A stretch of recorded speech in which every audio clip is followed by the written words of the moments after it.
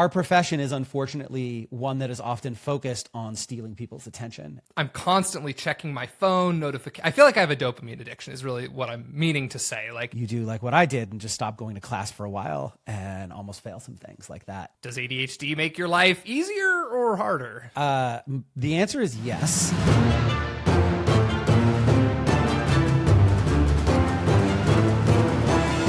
Today, I am joined by Chris Ferdinandi of ADHD for the Win, or ADHDftw.com. You didn't think that there was a domain name with 7 letters that you just have to say in a row, but but there is. Welcome, man. Thanks so much for having me. The funny thing about the domain is I got it and I'm like, this is sweet. It's so short and easy to type. And then I went on a podcast and I'm like, oh my God, I have to say FTW because people are going to type in. So I own For the Win as well, so that you can just say For the Win and it'll get you there. It's funny how acronyms, like when you actually say them out, you realize how many syllables there are in acronyms. It's ADHDftw. Yep. Being quiet alone in my house, I was like, this is the best domain ever. And then as soon as I opened my mouth, I was like, I made a mistake. But yeah, it's like the irony of World Wide Web is 3 syllables, but www is 9. Anyways, Lane, thank you so much for having me on, man. It's great to be here. Yeah, I'm super excited for this. So you are someone, so I went and watched your most recent podcast on your site. I'm just kind of to prepare for this. It was with Kevin Powell. Yes. The CSS front-end guy. Yeah. So I'm kind of caught up a little bit, at least prepared to make this interview interesting. So we're obviously going to talk a lot about ADHDftw, your courses, your content, your experience with ADHD, helping people with ADHD. And of course, selfishly, I want to tie it into all the stuff we're doing on Boot.dev with the gamified learning and see, you know, kind of psychologically what kind of stuff we've stumbled into as we've been developing the product. Absolutely. Yeah, that all sounds great. I feel like there's a really natural segue here in not just Boot.dev, but just programming in general. I have started to get the impression that ADHD folks are overrepresented in the developer community. I think as a whole, a lot of folks, you'll sometimes hear people complain like, oh, all these people have ADHD now. This wasn't a thing when I was a kid, you know. But I think there's a lot of underdiagnosis in general. But I've come to believe that dev as a career, a hobby, it lends itself, or ADHD lends itself nicely to dev as a career. Dev as a career or hobby lends itself nicely to how ADHD brains tend to work and some of the things that make them different from neurotypical brains. So it really feels like this amazing match. A big part of that is because coding tends to be naturally gamified just in the first place. And then when you layer a platform like Boot.dev on top of it, you can like really crank that up to 11 if you want to. But in particular, like I write a thing, I get immediate feedback on did it work, didn't it work? And then I'm like, yay, it worked, I'm awesome. Or didn't work, let me keep pulling at this thread until I figure out why. And that could be like a really fun side quest. Awesome. I've got a bunch of questions for you. Sure. Before we jump into them, though, I figured we should set the stage. I know that most people kind of know what ADHD is, or at least have a vague idea. I was wondering if you could give just like a quick couple-minute explanation of like, to you, what ADHD is, and maybe just really quickly dispel some of like common myths around it. Thank you for that. That's a great question, great framing. So ADHD, poorly named condition. It stands for Attention Deficit Hyperactivity Disorder. I say poorly named because people with ADHD don't have a deficit of attention. We do sometimes have hyperactivity. Not everyone with ADHD does. Generally, ADHD brains have a lot of attention and difficulty regulating it. So you'll typically find an ADHD person operating in one of 2 modes. We are either thinking about a dozen different things, and so our attention is bouncing between all of them, kind of like a puppy inside a lottery machine, just like bounce, you know, all the balls, chasing after them. The whole like squirrel meme you sometimes see around my people. Or I think a thing that people without ADHD don't always realize is it's also just as common for folks with ADHD to become hyper-focused on one thing to the detriment of everything else around them, including like eating, going to the bathroom, meetings, other important tasks that you may have that maybe you should be focusing on instead of the one thing that you're obsessively focusing on. It's best thought of as like an executive functioning disorder where your brain just works a little bit differently. It is hereditary. So if you have it, it's highly likely that one or both of your parents also have it. If you have it and you have children, it's relatively common for at least one of them to also have ADHD. Doesn't always happen, but it can. It, not unlike autism, can be thought of as a spectrum. So there's a collection of traits that comprise ADHD. It's not like I've heard people sometimes say like you're more ADHD or less ADHD. It doesn't really work like that. I like to think about almost like a soundboard where you've got a bunch of different traits and the volume dial on each of those is turned up really high or really low or somewhere in the middle depending on you and your personality. So it's like there is a gradient, but almost on a per trait basis. Like you can be more or less in an individual aspect of exactly attention. And from what I understand about autism, they call it a spectrum, but it's very similar in that regard too, where it's not like this sliding scale where, you know, the traits stack as you go further along. It's just a bunch of different neurological traits that manifest in different ways in different people. That expression, if you've met one person with autism, you've met one person with autism, because everybody's a little different. Similar with ADHD, although we do tend to have a lot of stuff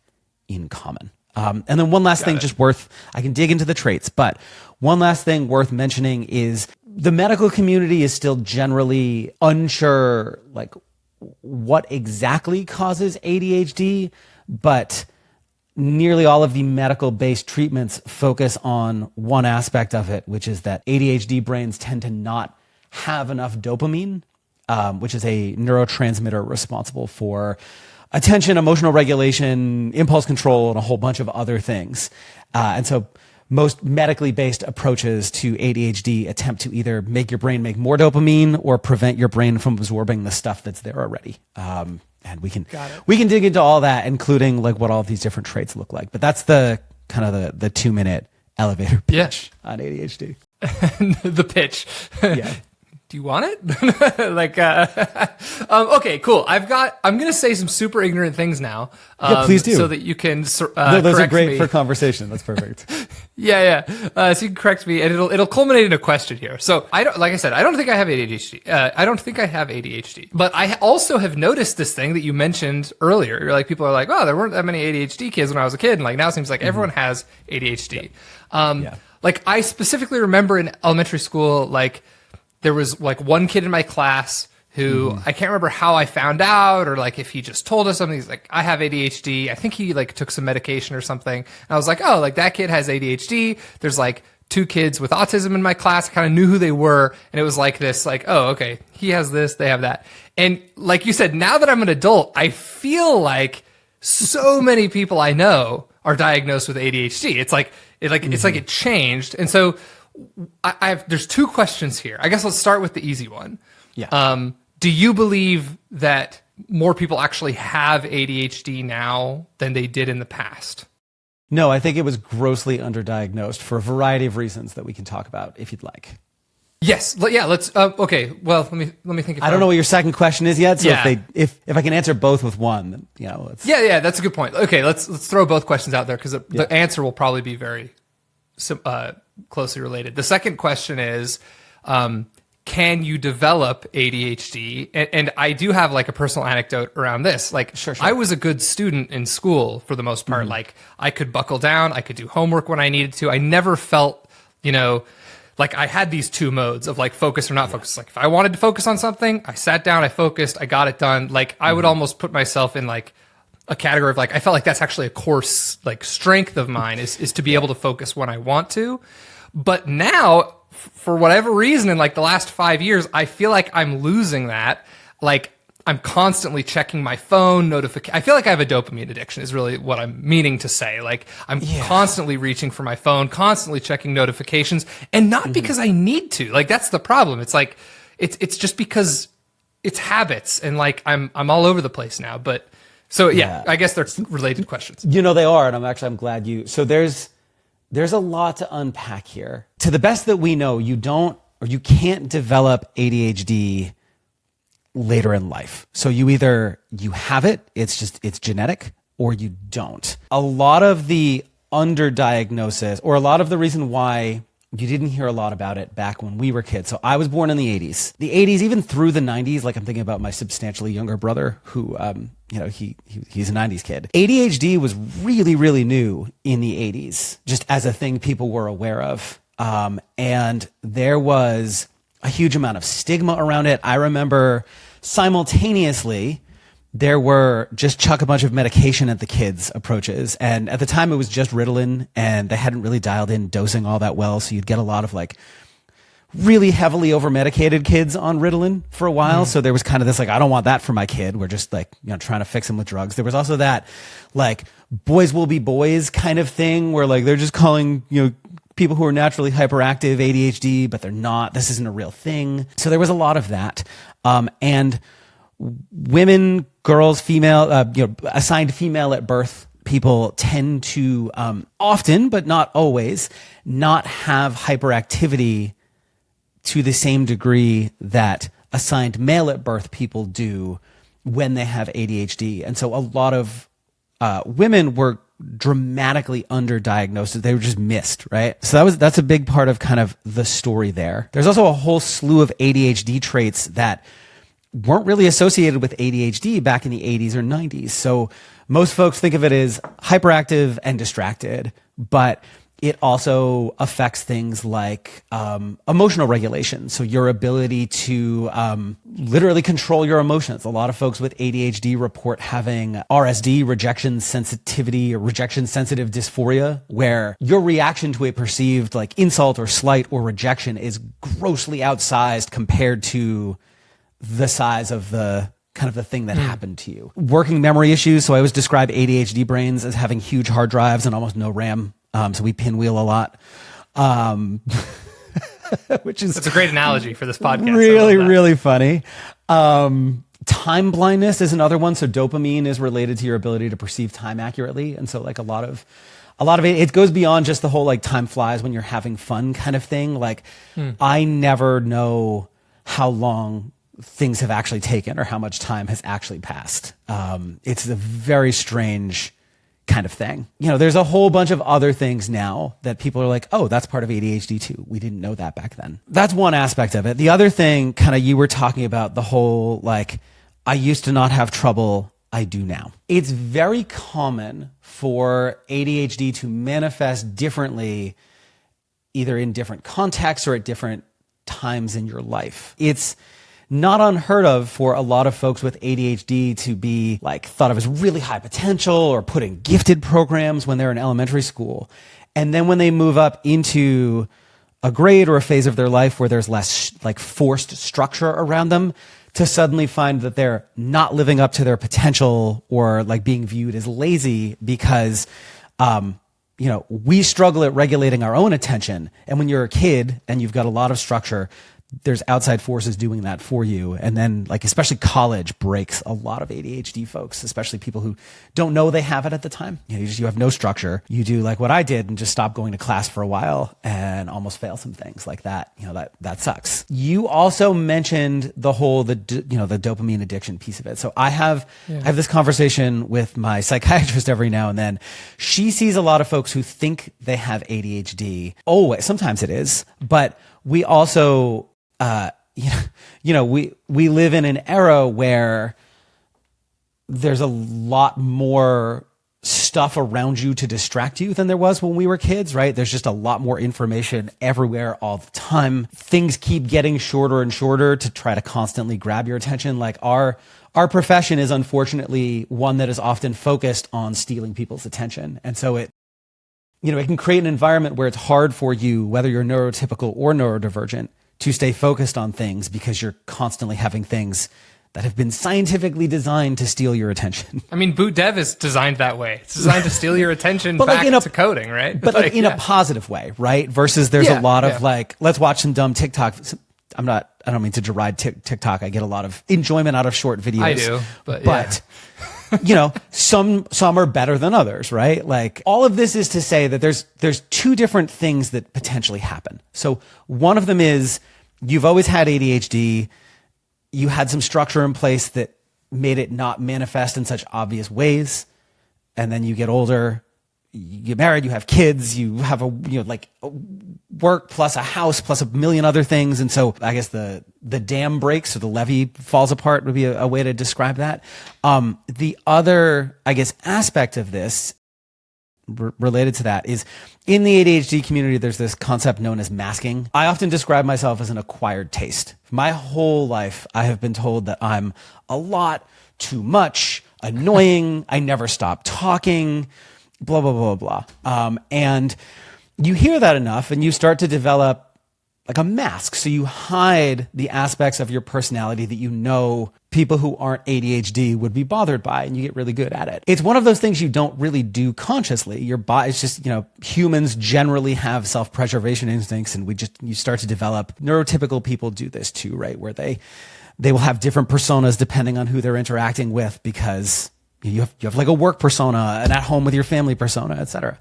Right.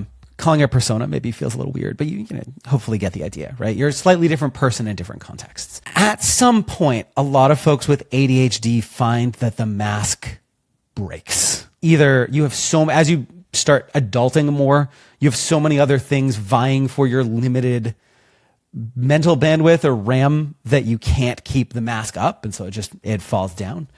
And then suddenly you're like, oh, I wasn't always like this. Why am I like this now? Other times you just get fed up with it and you're like, I just want to be my authentic self. And if people don't like me, that's their problem. That is also potentially part of I wasn't like this as a kid and I am now. You mentioned self-diagnosis. A lot of folks self-diagnose. Some people self-diagnose incorrectly. Some people self-diagnose correctly, and then depending on where they live or how old their doctor is, their doctor dismisses it. Well, you're not really ADHD because you went to college, you graduated college, you can't be ADHD. ADHD people can't do that, right? Like you hear all this like ridiculous ableist nonsense sometimes. But it's all really messy and fuzzy and brains are weird. If I may, for a minute, we're in year 4 or 5 of kind of COVID being around, and we know that affects your brain in weird ways and can create lingering brain fog for a lot of folks. It can make concentrating difficult. So that also plays into the mix. Like COVID can't give you ADHD, but if you have ADHD, it could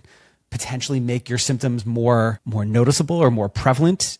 In some people, it creates behaviors or traits that are similar to those of ADHD. And ADHD also has a huge amount of overlap with autism, OCD, anxiety, and a handful of other fun neurological conditions. So brains are strange. Yeah, that definitely a complicated topic. There's basically an answer in there, I think, to like one thing that I came into this conversation very curious about, which is like, you can go dig up. In fact, I actually went and dug up one of the graphs. I think I've seen other data sources that are even more staggering, but like this one from Statista, time spent with non-voice activities on mobile phones every day in the United States from 2019 to 2024. And it's up from 225 minutes per day in 2019 to 279 minutes in 2024, which is like basically an extra hour of phone time. And I think for me personally, it's been even worse than that. Like I didn't spend much time on my phone 5 years ago. Like I would scroll Twitter, maybe I would respond to text messages, but now I'll sit down on the couch. I blame personally I'm not a doctor, but like I blame short form vertical video. Doesn't matter which platform, 100%. Instagram, Facebook, TikTok, YouTube, even LinkedIn has short form vertical at this point.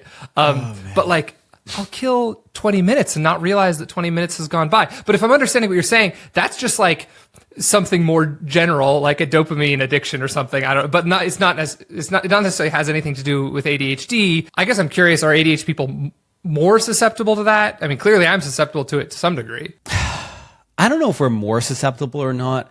I can't speak for her, but like one of the conversations I had with my psychiatrist not that long ago was about how she didn't specifically say short form vertical video because she's older. She just called it TikTok, right? But like she was talking about how like call it that. The deliberate addictiveness of these platforms that's designed to hack, because neurotypical folks have dopamine too. Like it's just designed to hack the fact that short little bursts of dopamine make you feel good and cause addictive behavior, right? That's true whether you have ADHD or not. One of the more nefarious aspects of ADHD related to that though, with the time blindness and ability to regulate attention is like, you've been working for an hour or two, you're feeling a little burnt out, you need a break, right? My normal habit would be like, I'm going to jump on YouTube and just either watch a short video or like a couple of shorts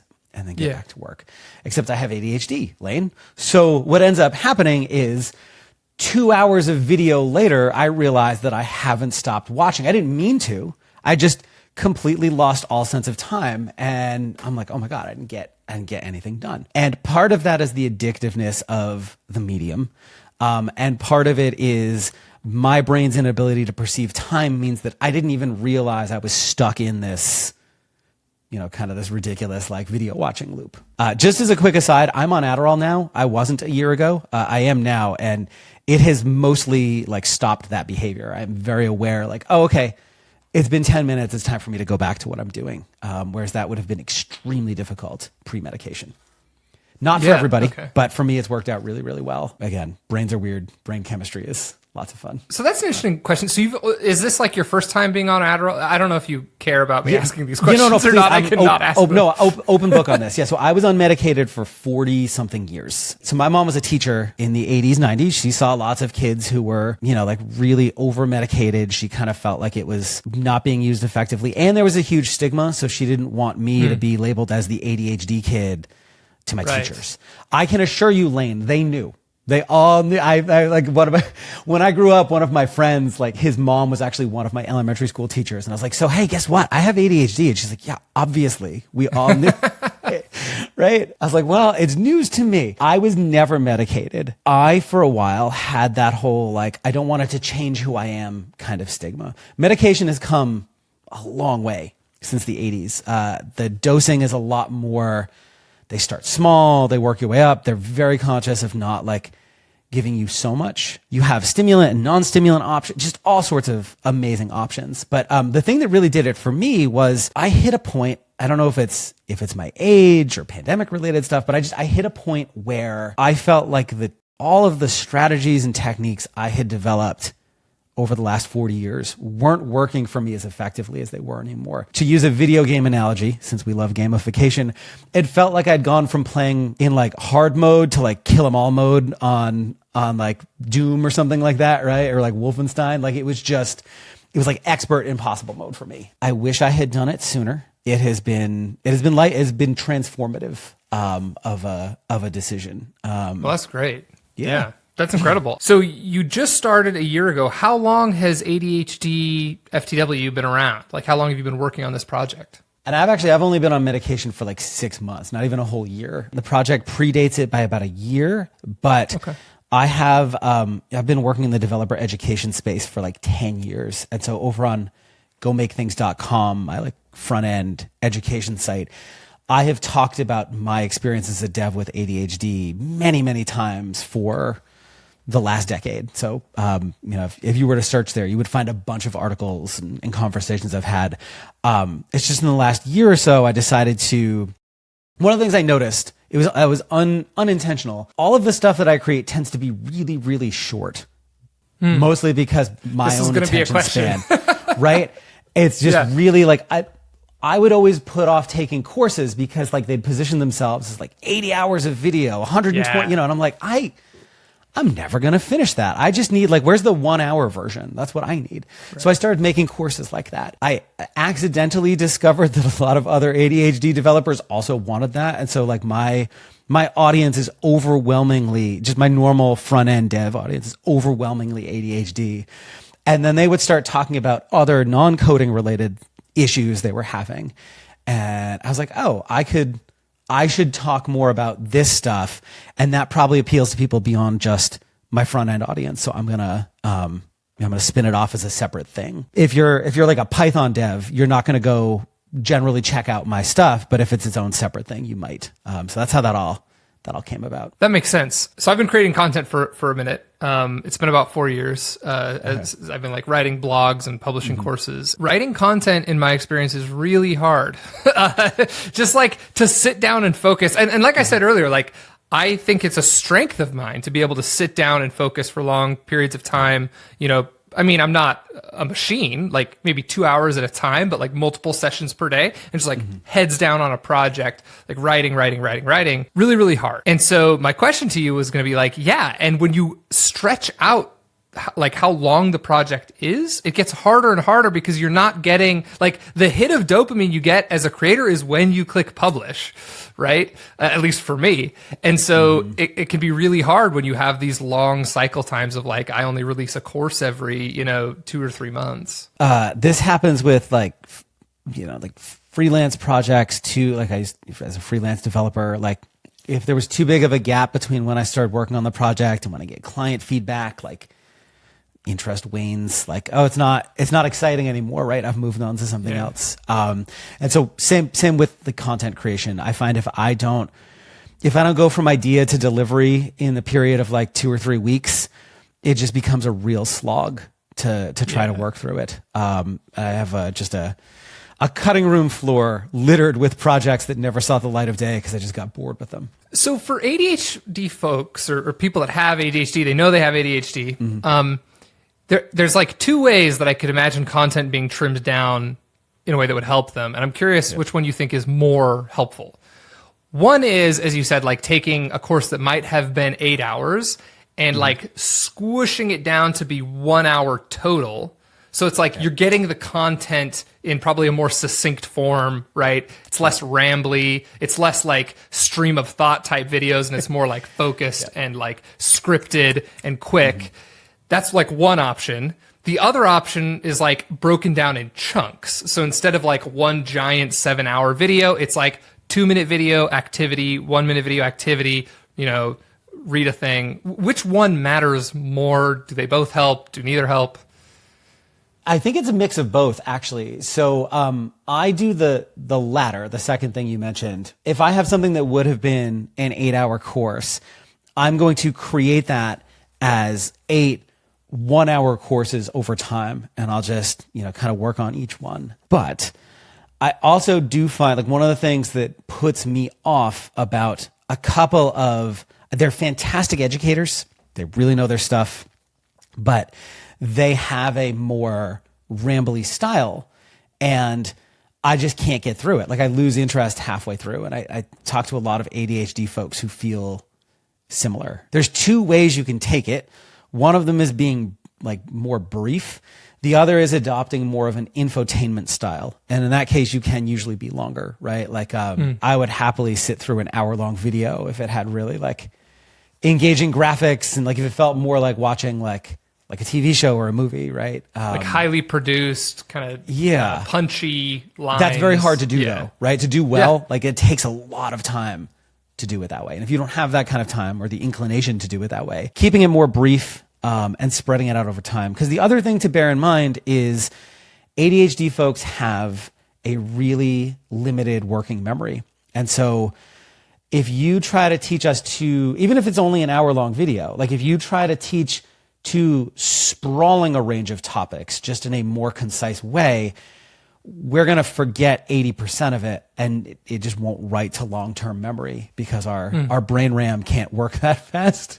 Whereas if each video or each segment is one shorter kind of focus thing, and then you go off and do some stuff, that triggers the right to long-term storage behavior, and you can go back and learn a little something else. For myself personally, found that approach to be more effective. ADHD is not a monolith, so I'm sure there's some folks who will disagree with me on that.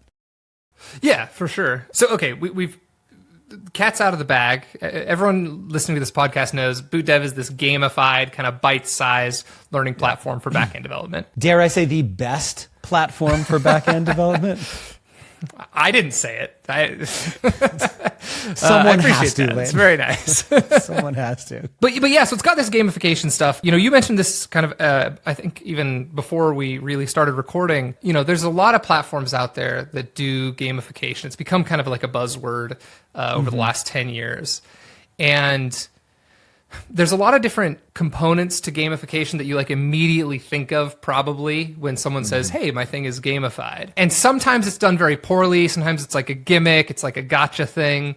I think I like to think that we do it well. Anyone listening is definitely free to disagree. But what I'm curious about from your perspective is like, what Of those typical gamification traits, and I can rattle some off for you if that's helpful, do you think are actually most helpful or most harmful to ADHD people? I think for me, I'm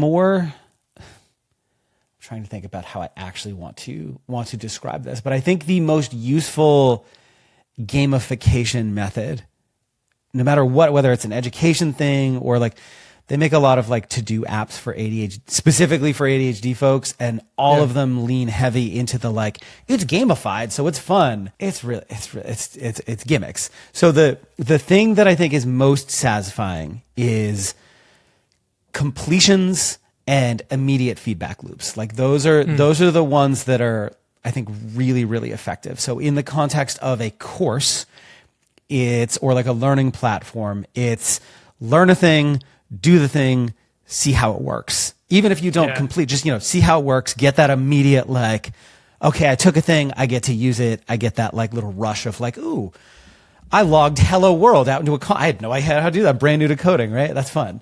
Don't build 10 functions all at once for 3 days. And then at the end you have to run it and see if it works, which also is just like good programming advice, right? Like, which to your point is, I think, why programming and ADHD brain kind of goes together a little bit. And then the other piece of that is the completion aspect of it, right? So it's not just the feedback loop. It's that excitement of like getting to check something off. The things I personally find less compelling that I know some folks get excited about, but I just don't. Like, I'm not a very competitive person, so leaderboards never really like do it for me, but progress bars that say you've completed N of, like 10 of N tasks or whatever it happens to be. Those are really motivating because it's like Pokemon, got to catch them all kind of thing, like I just really want to, I want to close that. So I'm getting tight feedback loops and then a bigger, like, work your way through this whole checklist kind of thing. The analogy I see with, to-do lists a lot, like to-do apps for ADHD folks, is they're really obsessed with like their version of gamification is if you complete 11 tasks, we're going to give you like this little like sticker you can put on your board. And, these other people completed these tasks versus you. So you got to keep like, that's dumb. Like that's fun for a week and then it's not anymore. And then I'm going to ditch your app and go do something else. And I feel like not a lot of learning platforms, but I feel like some learning platforms think about gamification like the shiny, fun buzz kind of stuff and less on the actual underlying mechanics. So if you're someone who's interested in gamification, I think studying like real video games and not just like the surface level gamification is probably a really good way to get into that sort of thing. Like extra credits on YouTube. It's a bunch of game developers who teach like good game design. So many aspects of video game design can be ported into other things in a way that's not like cheap. It's more thinking about like, what is the onboarding experience and how do you teach people things without them having to read a wall of prose, and how do you keep it engaging by like learn do in like appropriately sized tasks that get progressively harder, right? So that's another big thing, right? Like video games often dynamically adjust to your skill level as it increases. Like, so the more you do, the more challenging it gets. And I think you can't always necessarily dynamically do that in a learning platform. Maybe you could, but you can also, acknowledge the fact that as people's skills level up, they can take on bigger and bigger projects. And so early on, you might see like log this into the console, but then later on, build these 3 functions that all work together in this way might be more appropriate because doing it another way would be boring and not challenging enough. Sorry, that was a rant. No, or a ramble. It's really good. There was a lot of stuff in there. I'm trying to decide which little bit I want to tease apart first. So you mentioned kind of progress bars are personally your favorite bit, and like leaderboards are less enticing to you. I worked at a company a few years before starting Boot.dev, actually just like a year before starting Boot.dev. And it was another learning platform for like natural sciences. It wasn't like coding related. And we talked a lot about like gamification and behavioral psychology and like, what can we do with an app to make it more engaging? And we talked a lot about these 4 gamer archetypes. So for all the listeners who I'm sure a lot of people listening don't know, This is like kind of a way to stereotype people who play games into 4 different categories. And of course, as any individual person, you could like fall into multiple categories. But the categories are, I've got them in front of me, achievers. So these are people who like to achieve things, right? So like gaining achievements, filling up progress bars, unlocking stuff. This is like what achievers thrive on. I believe that's like also, when you like break down the population, that tends to be the largest category. Explorers sounds like exactly what it is. It's just like people who want to find all the content, right? They want to like 100% explore everything that's in the game. They want to find new stuff. Socializers. So these are people who play games to hang out with people, right? They love in-game chat features. They love team games over solo games, that sort of thing.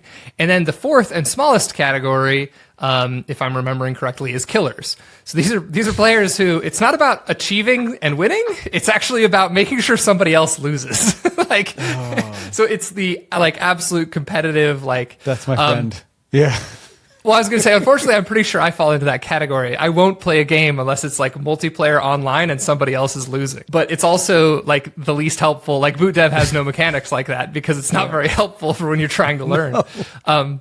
So I was going to ask, like, you know, if you're building a game or a product for people with ADHD, like if you just had to guess, which of these archetypes would you focus on? That's a great question. So I think achievers is definitely one of them, because there's the kind of nearly every ADHD person I've talked to really enjoys that spike of, you know, checking off the item on the to-do list. Like with one of the running jokes, it's like, if I do something that wasn't on my to-do list, I'll add it to the to-do list just to be able to check it off. Yeah. Right? This is like a universal You'll truth make the Jira ticket so that you can make the pull request to close the Jira ticket. Absolutely. Yeah.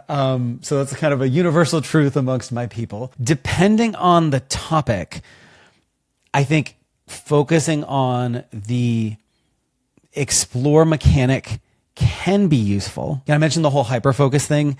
If you're really interested in a topic, you're going to want to dig. I think making that kind of stuff, just in the context of a course, right? I will sometimes package like the small core offering that you check through, and then a bunch of like, if you want to dig deeper, here's a bunch of like ancillary stuff for you to kind of like dig into. Because if you're really hyper-focused on a thing, you're going to go through it and you're going to be like, I want more, right? And then like, so having that more can be helpful. The social aspect, that one feels like a bit of a mixed bag to me. So I have just kind of almost a non sequitur, right? I would imagine. Well, so in my own courses, I have a Discord community that people can join and talk and ask questions. And I would say that uptake on that is somewhere in the 25% range, maybe. I'm making that number up. Sounds about like Boot.dev. It's definitely less than maybe half, a little right? lower, but yeah. And so the people who are there are really engaged. Like they are all the time super active. Most folks seem to not really want or need that, and that's fine. I am a like socialization person. My friend who's the killer archetype, right? Like whenever we play games, he gets so pissed if he loses, and I'm like, but we got to hang out together and have fun, right? Like we get to talk, and he's like, no, I didn't win, right? Whereas like he'll like completely destroy me, and I'm like, this is great. I mean, I didn't win a single game, but I love hanging out with you, buddy. And he's like, yeah, and I won, right? Like it's just very different kind of like we get very different things from the interaction. I am a socialization person, and so for me, like I really enjoy being able to talk through things with people and find my shared tribe of folks who kind of feel the same way about certain stuff or don't. People can discuss like ways we disagree on stuff. But like I am intensely online, I think is the way folks describe it, right? Like excessively. Like I am very active on social media. So I really enjoy that.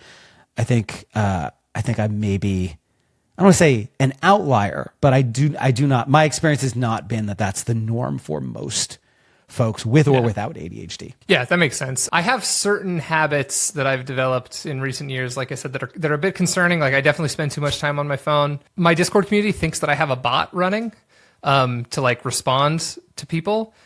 They just drastically underestimate how often I'm on Discord on my phone.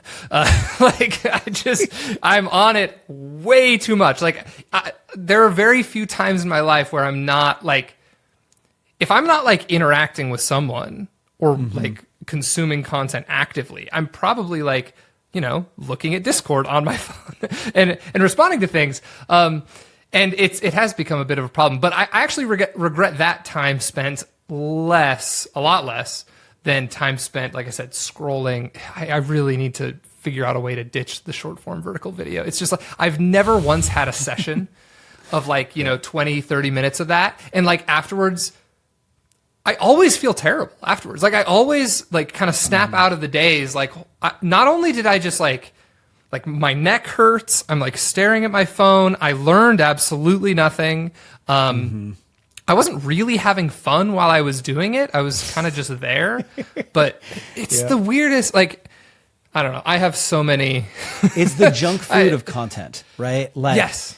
You can eat like an apple or a candy bar, and like a candy bar isn't bad. Like a piece of chocolate, like that's not bad. You can have one or two of those. I think the problem is, like food science engineers will engineer things like Oreos to be light and fluffy. So if you eat one or two of them, you're never satisfied. Yeah. You can eat a whole box and you don't feel full.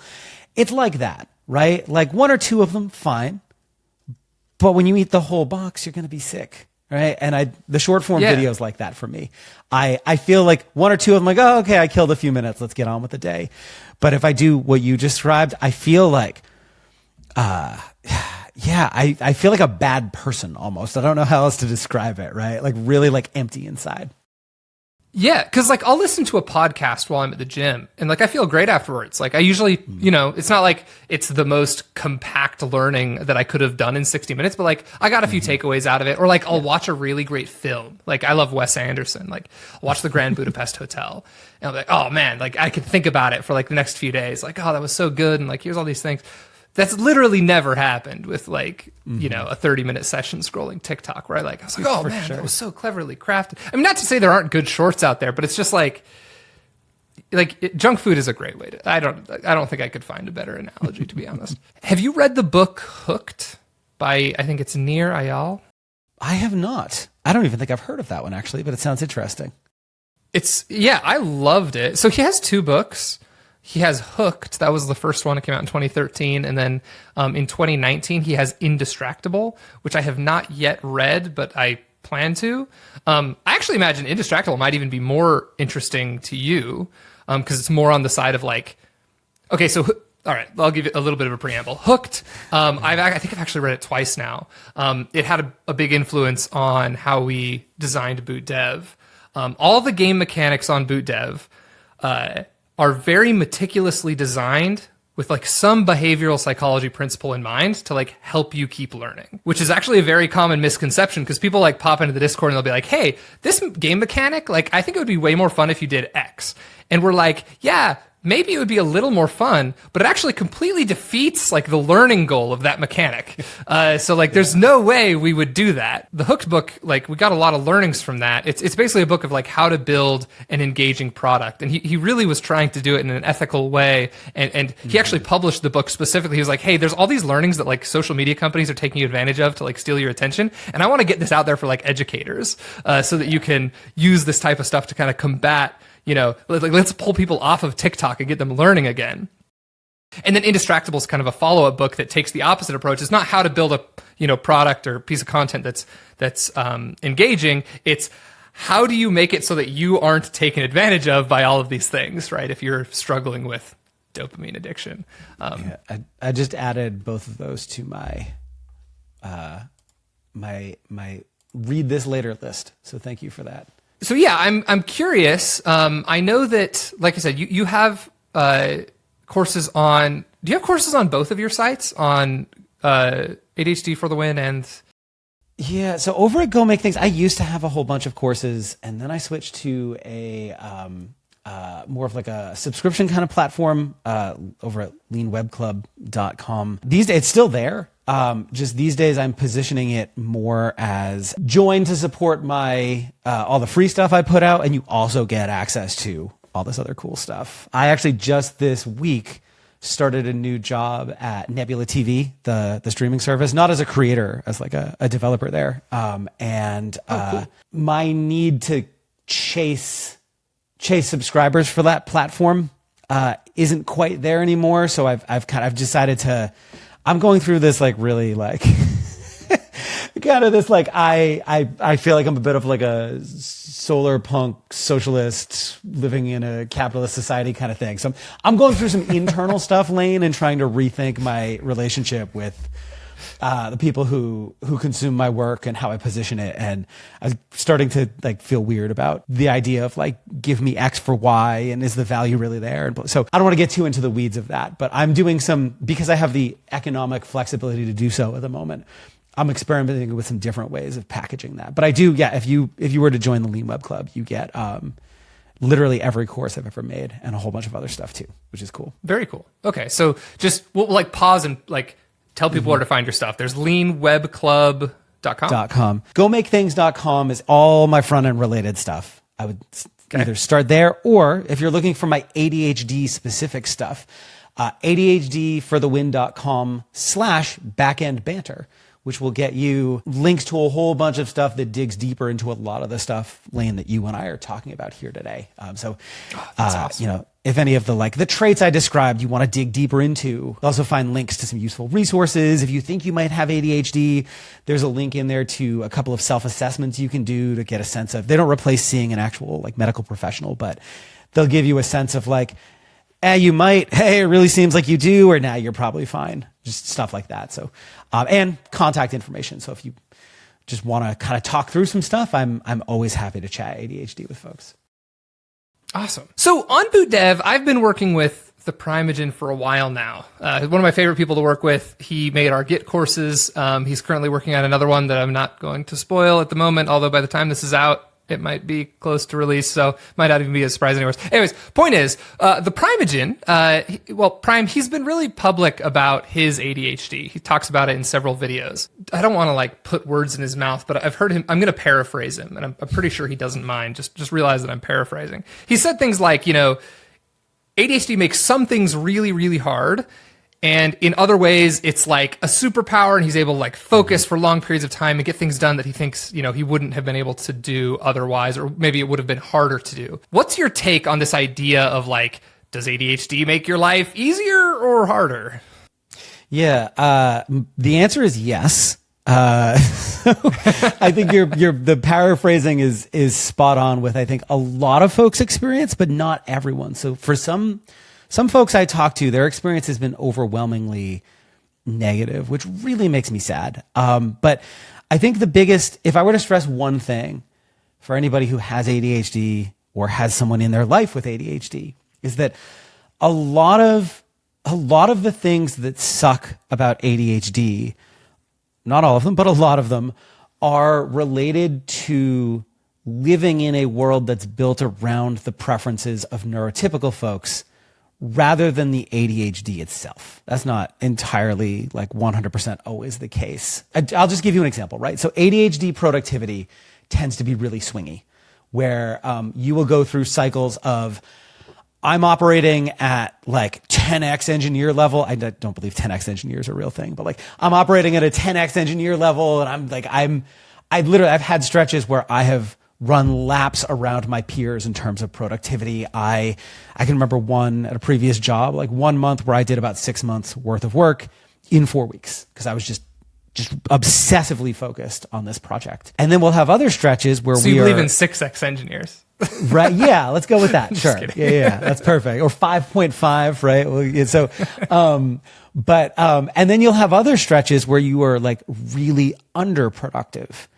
And the working world, most corporate environments are structured around the idea that people are generally consistently productive. So 2-week sprints and quarterly performance reviews. And there's always this recency effect with performance reviews too, where like, if I was really productive in the 2 or 3 weeks before a review, I'm going to get like, if you look at my performance review at previous companies, like it just would yo-yo from exceeds expectations to doesn't meet expectations, like over and over again. And it can be a really frustrating experience, but that's not it. Like in aggregate over the course of a year, I am about the same level of productivity as my neurotypical peers, but smaller snapshots throughout the year, I am either way more productive or way less productive, and it's not always predictable. And that can create a lot of frustrations in particular environments. So I use that as an example of where the problem isn't the ADHD. It's, an environment that's tailored around a different way that people sometimes operate that most ADHD folks don't. Just like anything, ADHD folks tend to be really crappy at some things and really good at other things. So things we suck at, boring or repetitive tasks, tracking time, getting started. I know a lot of folks struggle with getting started, but for like ADHD folks, like our brains have a lot of inertia. And so like the whole object at rest will stay at rest, object in movement will keep moving thing. Like getting your brain going is really hard. Once you start it going, it's impossible to stop, right? So it cuts in both directions. Because we have trouble regulating attention, interruptions are horrific, which means that being forced to go into an office, open office environments, they can be absolute hell for someone with ADHD. Similarly, loud noises, visual distractions, depending on the thing that you're trying to do, multitasking can be really like if you're in a job where you need to constantly quickly task shift between two things, you can never really make progress on either of them. The flip side of ADHD, big challenges and creative problem solving. So because our brains thrive on novelty, it triggers like a massive dopamine spike for folks with ADHD. And so the jobs that involve finding creative solutions to unique challenges can trigger hyperfocus and just put you into that like 6x developer state. Where you're being more productive than your peers. And it tends to align really naturally with how your brains work. So a lot of this is like picking the right job for the way your brain works. One other thing ADHD folks tend to be really good at is innovation, because we don't always have impulse control.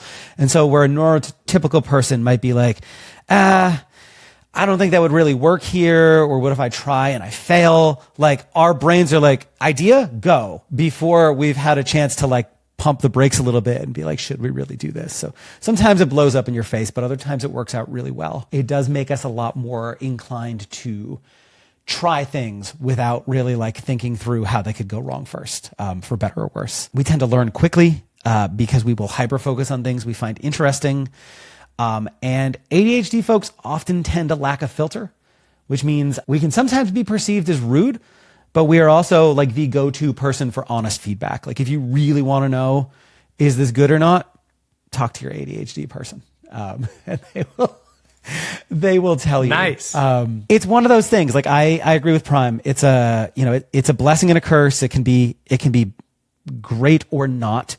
And a large part of thriving with ADHD, in my experience, has been understanding, because everybody's ADHD is a little different, understanding how your brain works best, what things are easier and harder for you, and then really leaning heavy into the things that work with your brain and trying to offload as much of the stuff that doesn't as possible. Quick example, right? Like I'm, new job right now, lot of meetings. A lot of meetings is making it difficult for me to actually dig into like writing code right now, because as soon as I start going, I get interrupted with a meeting, and like I can't do like work for an hour, meeting, shift right back to work. And so one of the things I will need to figure out is how to more effectively structure my day so that I'm not like scattered meetings throughout the day. Like I'm someone who really needs my meetings all like bucketed back to back, and then just large uninterrupted coding time, stuff like that. The funny thing is, some of the things you're describing, and it's not that I don't believe you. Like I do believe that they disproportionately benefit people with ADHD, but like I think they benefit me too.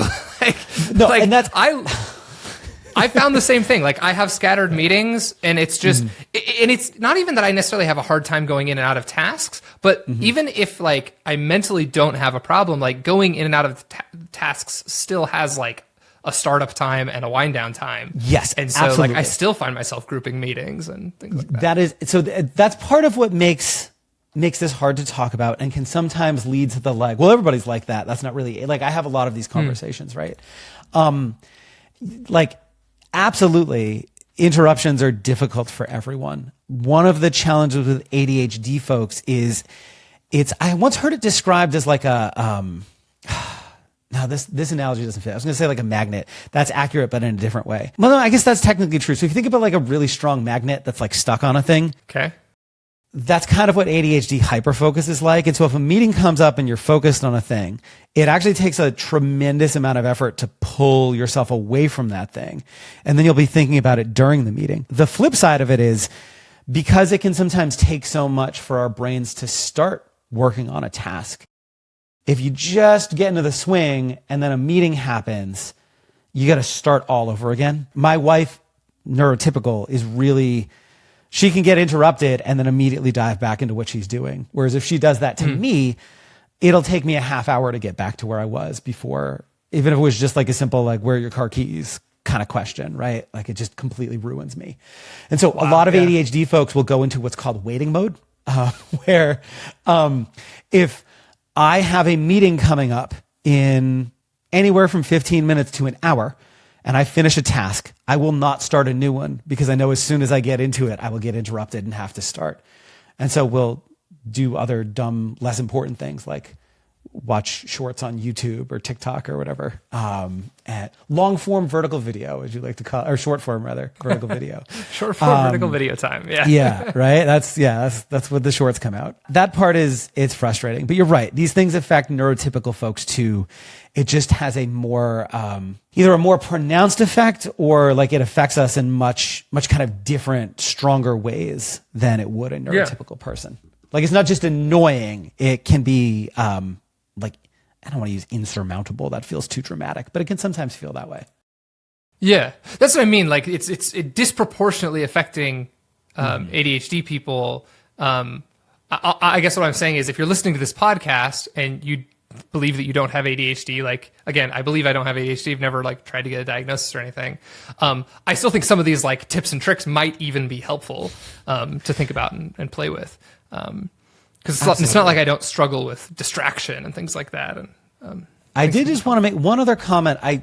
You'll sometimes hear folks describe ADHD as like a superpower. And for some folks with ADHD, for whom that has not been their experience, they get really upset by that term. And I totally understand that. I feel comfortable with that term because if you look at most superheroes in kind of like comic books and things like that, for nearly all of them, their superpower is also a hindrance in some really meaningful way. Maybe Superman being like the one notable exception, right? He's just like an overly done kind of, but I think about like Cyclops, right? He's got this really cool laser vision that can like cut people in half and like just like completely like mess people up. But if he's not wearing those like ruby colored glasses, it just sprays in all sorts of directions and hurts people he loves. Yeah. And like, he can never look people directly in the eye without the glasses between him. Right. So like, it's a superpower, but it also creates a bunch of other problems for him. And I think most of when I think about ADHD as a superpower, I think about it the same way. It lets me do some things way better than neurotypical folks, and also creates some challenges that neurotypical folks don't have to deal with. And so that's for me. I just want to put that out there as like, that's why I think the term is okay, because I think based on how most superheroes actually like function, like not in comics, not in real life, obviously. Right. It's a pretty accurate. The real life term. Superheroes are totally different. Yeah, exactly. Right. Yeah. I think even like, I don't really watch the show all that much, but I think like The Boys does a really good job of kind of capturing the double-edged sword of superpowers and like the ways that it really kind of isn't always all sunshine and rainbows. So also, anyways, I'm sorry. We're absolute psychopaths. Yeah, exactly. Right. Just like that's what I'm trying to say. Most ADHD folks are psychopaths. That's you take nothing else away from that. I'm kidding. Please don't. Oh no. Please don't quote. We're going to get Chris canceled. Right. Yeah. Yeah. I wanted to put that out there. I actually had someone once like accuse me of romanticizing ADHD. I don't really think about it like that. For me, it's less about romanticizing it. It's more about like just, I can't change it. It is who I am. And I just want to unapologetically, enthusiastically love myself for who I am. That's really just, that's what I want for folks who have ADHD. Because a lot of folks with ADHD have other related mental conditions that are not because of their ADHD directly, but because they've been told that they're different or wrong or bad because they don't operate the same way as neurotypical folks do, and they end up feeling really anxious, depressed, etc., because they feel like something's wrong with them. And I want folks to know, like, there's nothing wrong with you. in a technical medical sense, like your brain is different from like the norm, but you're not broken. You're just different. And that's okay.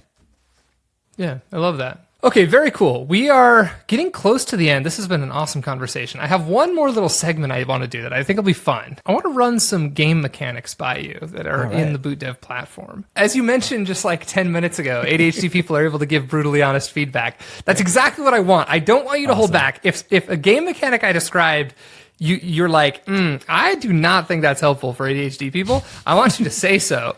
And who knows? I might even like push back and be like, oh, well, because what's happened a lot over the years is like we'll implement a game mechanic and it'll like help in one way and like hurt in another way. And so then we tweak it and like we add like mitigating factors and things. So we might even get into the weeds a little bit in like how some of these things work and as they've changed over the years. Yeah, that sounds great. I'll just give like a 1-minute overview of like how Boot.dev works as a platform for some of our listeners who don't know. So basically, every course on Boot.dev is broken down into chapters and lessons. Take our Python course. I think it has about 150 lessons broken up across maybe 14 chapters. So chapters typically have like 12 or 13 lessons in them. Lessons can be as short as like 1 minute. And on like the really high side, maybe 30 minutes, but I'd say the average length of time for a lesson is actually closer to like 3 minutes. They tend to be on the shorter side. And all of the game mechanics work based off this idea of like, you do the lesson, you submit it, and there's verification of whether or not you did it correctly. And then like based on whether it was correct or not, like game mechanics kick in. So that's like set the stage for it. Okay. First game mechanic, this one's like the most obvious, it's streak. So to keep your streak alive, you need to either do a lesson on Boot.dev every day, one lesson, or commit to GitHub once a day. So we have like a webhook that'll connect to the platform. So you have to do like one of those two things every day to keep the streak alive. Go. Okay, so 2 thoughts. One, I would not personally find that particularly motivating just in general. I'm sure there are some folks who do. My bigger concern with that is knowing that ADHD folks tend to have outsized emotional reactions to little things. I could picture someone not being able to like commit to GitHub or do a thing that day for reasons outside their control and then feeling like crap about themselves because of it. That's my only reaction to that. I'm not the kind of person who gets really like, I'm on a streak. But I know those people exist and I know some of them have ADHD. So I'm sure some folks enjoy that. I would just be mindful of the kind of flip side of that. Yeah. So I definitely can't speak to like the ADHD versus non-ADHD split. I can speak to like just the blended feedback we get from our students. And basically what you said is exactly what we found. So the way streaks used to work was they were weekly. So you only had to do one thing every week. This led to a problem where doing one thing a week is not really a helpful habit. It will take you many, many, many years to get good at programming if you're only doing one activity a week. So we changed it to daily, and the reaction was very split. We had a very loud, maybe like 40% of our users that hated it, right? Because it's like, oh crap, I have to get on every day or I'm going to lose my streak. What if I'm at a 40-day streak, I miss a day, I go back to 0? Like, that's devastating. So we implemented 2 mitigating factors. And I'm curious what you think about these. The first is frozen flames. So you can buy frozen flames as you go through the platform with your gems. So it's not like a microtransactions thing. You just earn gems as you use the platform. And then you can use gems to buy frozen flames, or you unlock them in chests. And instead of losing your streak on a day where you would lose it because you didn't log in or commit to GitHub, a frozen flame is consumed and your streak is preserved for 4 days. And the reason we chose 4 days was because we were like, that's about the length of like a vacation. And then if it's a week-long vacation, you'll consume 2 to keep the streak going. Do I have a thought on that? I'm probably I don't have a strong opinion. Believe it or not, I don't have a strong opinion on this. It's rare that I don't have strong opinion. This is the kind of mechanic that I would honestly probably just ignore. Like in my brain, I'd be like, just outright the whole streak mechanic. I'm just going to ignore streaks as not a thing. We do have people like that for sure. You know, but I hear the thing. So I had a synchronous workshop I used to run, semi-asynchronous, right? Like it was, you'd sign up and then things would get dripped out to you over time. And it used to be weekly, and I got the same, like there were people who really wanted to tear through it. So I switched to daily. And then there was another segment of folks who were like, I can't get to this for 3 days and I feel like I'm behind. Exactly. So then I had to like be like, you can batch it. Like you can do it like it's weekly, like it's fine. And I think streaks would have messed with that a little bit. I think for me, the big thing about the gem interaction that I'm personally, the reason I'm saying like I would just ignore it altogether is I don't want to have another thing to manage. Like I just want to focus on the learning. I just don't want to have to think about that, but I'm just one dude. Take it for what it's worth. No, this is great. Which is not much. Super interesting.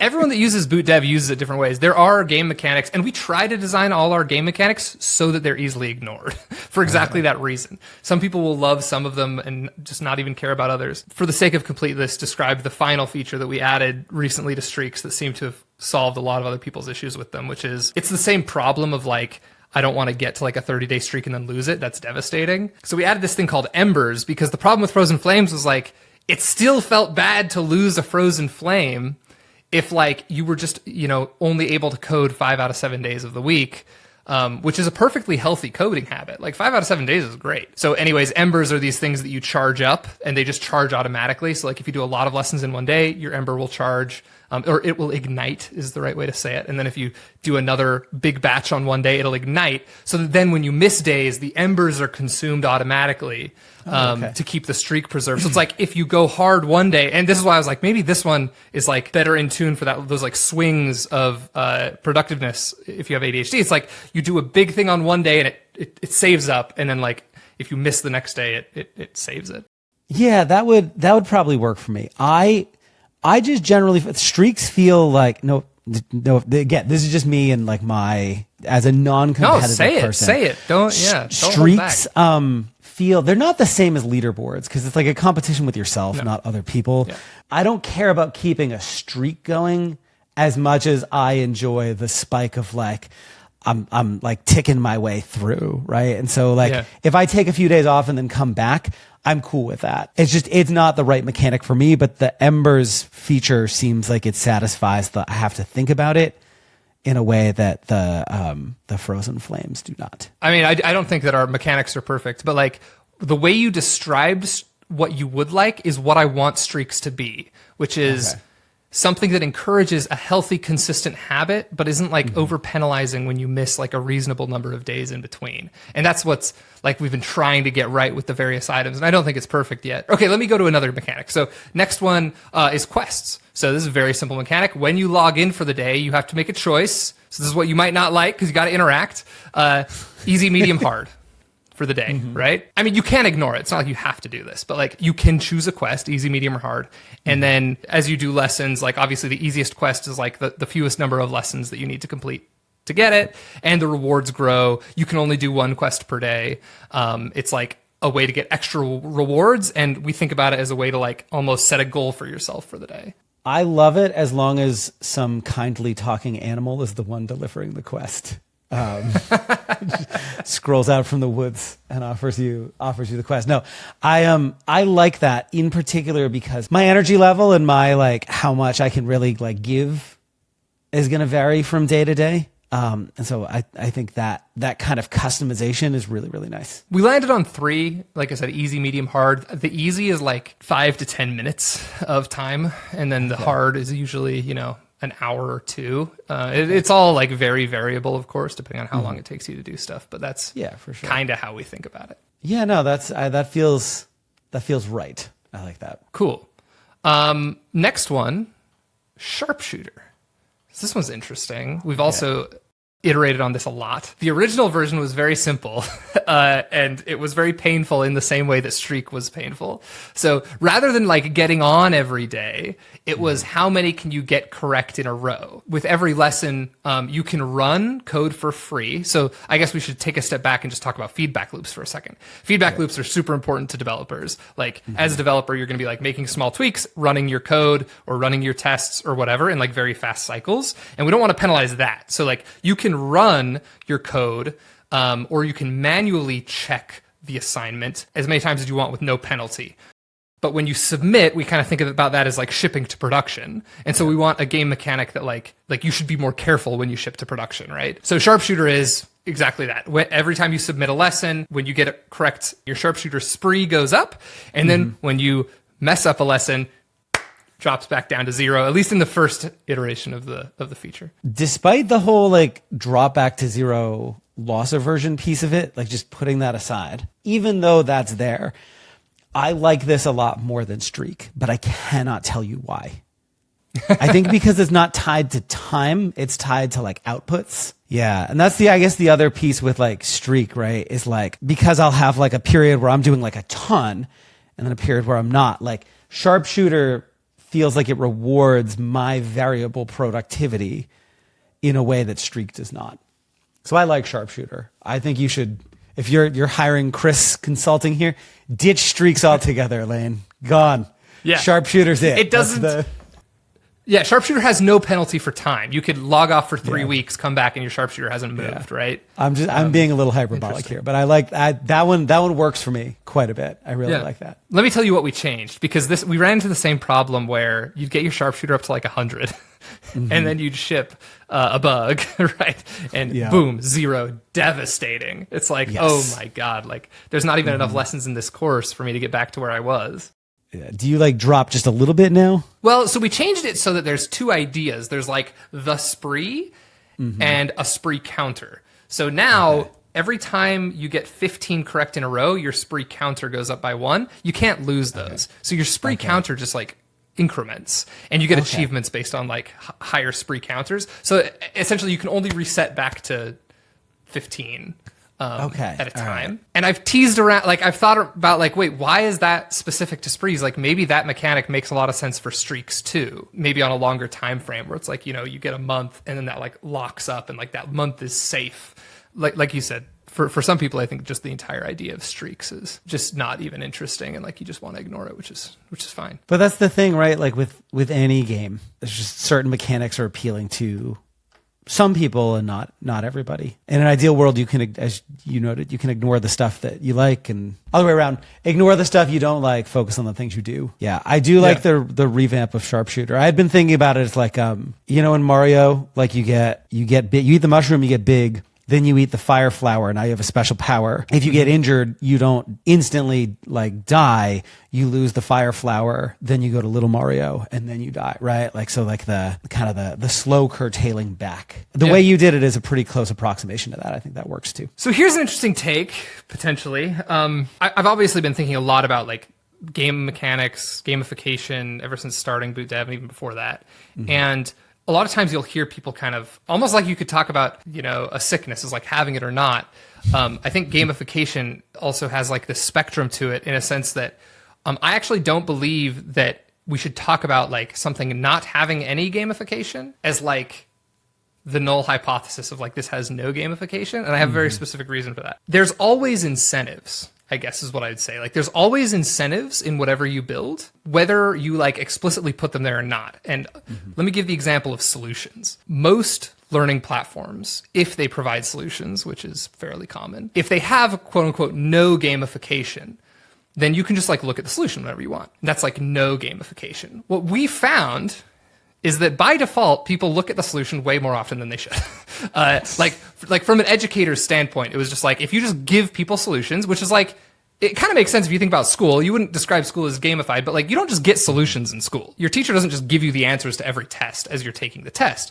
But in online learning, that's very common, partially because it would be really frustrating if you didn't, because there's like no teacher to, you know, raise your hand and talk to. So there's this perverse incentive set up where people look at the solution too much. And so we actually found that adding gamification that discourages but doesn't make it impossible to look at the solution, like we can actually get closer to like an educational outcome that we're looking for, like looking at the solution a more healthy amount than if we just showed it, if that makes sense. Yeah, that definitely makes sense. I'm thinking about the behavior I observe a lot with students where they ask a question like in real time, like, you know, like in Discord or whatever, or by email. And if you don't respond right away, like there's been so many times I've seen it, I've read it, I've been like, I can't think about this right now. And then an hour or two later when I come back, they're like, never mind, figured it out. Or like they needed to be, didn't need to be ignored. This sounds like wrong, right? But not getting the answer they needed right away encouraged them to dig deeper on their own. and learn how to problem solve and work through challenges. Sometimes, as you noted, it can be frustrating because you don't know the right set of words. Like I can remember once, like I spent a week trying to debug something I couldn't, and then I asked on Stack Overflow, and someone was like, "Oh, you need to search for this. Here's the solution." And I just didn't have the right words to describe what I needed to Google it properly, and it ended up being something really like simple and dumb. Like, so that happens too. So I like that there's an exit ramp to get it if you really need it, you know. And that's the kind of thing like a live teacher would be able to evaluate the difference and kind of nudge you without giving you the answer. But yeah, they regulate in asynchronous real format. time, like based on your needs, right? Which like online learning like can't do that basically. Yeah. No. So I appreciate that. That's a good approach. Yeah, it's been really interesting just to observe, like, you know, because so the way it works in Boot.dev is like if you peek the solution before you get the answer right, you lose XP for the lesson. Unless you like use an item. As we like increase the cost of the item, the percentage of solution peaks before like you solve the problem goes down, right? And if you make the item cheaper, then it goes up. And so it's like we can kind of almost tune how much the students are peaking the solution just by like the in-game cost of peaking a solution. Even though like we never stop you, you always can. And like to your point, you can always outright ignore all the game mechanics and just like peak solutions and stuff. But it does have this like overarching effect on everyone when you look. Okay, one last one. And this is actually the one I'm most interested to get your feedback on. I'll be really quick. They're called potions. Sold. It's great. I don't even hear what it is. That's fantastic. Sold. When you start your learning session, you could pop a potion. All it does is give you plus 25% XP for a duration for an hour. And the whole idea is just, it's kind of similar to quests, but instead of like do a certain amount in a day, it's almost like a Pomodoro timer of like, I have this reward for sticking around for, 1 hour. What are your thoughts there? And do you have any ideas around like what times make sense? I don't have any idea around what times make sense. I like the idea of that. This is a mixed kind of bag for me because like when I play games, I enjoy the ticking clock. I feel like it makes things a lot more exciting. When I'm doing like quizzes or like having to answer questions and I feel like stressed about them, the timer creates an external pressure that makes it harder for me to concentrate. So I could go either way on this one, to be honest with you. Yeah. I think a lot of it depends on the day and my mood. Yeah, and I don't have a great sense on time. I would say you probably want to compare it more to like don't imagine in your head, I don't know if this is what you're doing, like, you taking a timed test. It should be more similar to you doing homework because that's like what a Boot.dev or online experience is more similar to because there's no one like penalizing you. It's more just like getting through content. Is this almost like you get the invincibility star, right? And you can you've got a period of time where maybe I'm not understanding the mechanic. Can we it's start a bonus. this over? So as you do lessons, you get XP on Boot.dev. That's just like okay. And so all the potion does is give you 25% more XP for duration. For the duration, yeah. Oh, okay. That's different. Yeah. Let's go. Love it. 15 minutes. I'm just kidding. I don't know if 15 minutes is a lot. I'm just like, maybe 25. I don't know what the time on it is right now, but It actually was half an hour, and then we got a lot of complaints that people felt too much pressure, so we lowered the XP bonus and bumped it out to an hour. And that's only been like a month now, so I'm okay. I don't know what the right answer is, but so I guess the thing for me, knowing that some of the lessons are really short, I think the thing for me, and maybe the practice after the lessons can take longer, and that's part of the challenge. But one of the big ADHD hindrances is getting started. Yeah. We tend to be procrastinators. But you better believe if there's like I will put something off for a month, and then when it's due tomorrow, I'll just grind through it real, right. I'll get it done, and not in like a hacky way. Like I'm hyper focused on it. I can see potions triggering that same kind of behavior. Very interesting. Cool. Well, this has been super fun for me. We're always tweaking the game mechanics. I am not under any delusions that we've figured out the perfect way to do games. I mean, we literally have updated like 3 in the last 2 months. And we'll have more updates. I think we can be honest about the fact that, again, Boot.dev is the best way to learn backend web development of any learning platform. We don't need to be shy about that. ADHDftw is the absolute best place for ADHD developers. No, thank you so much, Chris. This has been absolutely awesome. I love this conversation. Super unique. You know, it's very unlikely we'll have another ADHD focused conversation on Backend Banter. I think a lot of people are going to love this. Any last either places or / resources you want to tell people about, or just anything else you want to leave with the audience? The one big thing, right? Like if you have ADHD or you think you might have ADHD or you know someone who has ADHD, ADHDforthewin.com/backendbanter. Please feel free to reach out, get in touch, ask me anything. I'm always happy to talk ADHD stuff with folks. And you know, if you're having a tough time with something or you just have questions, like I'd love to chat with you and help you work through whatever you're going through or however you're feeling. Awesome. Thanks so much, Chris. Really appreciate it. We'll talk to you later, man. Thanks for having me on.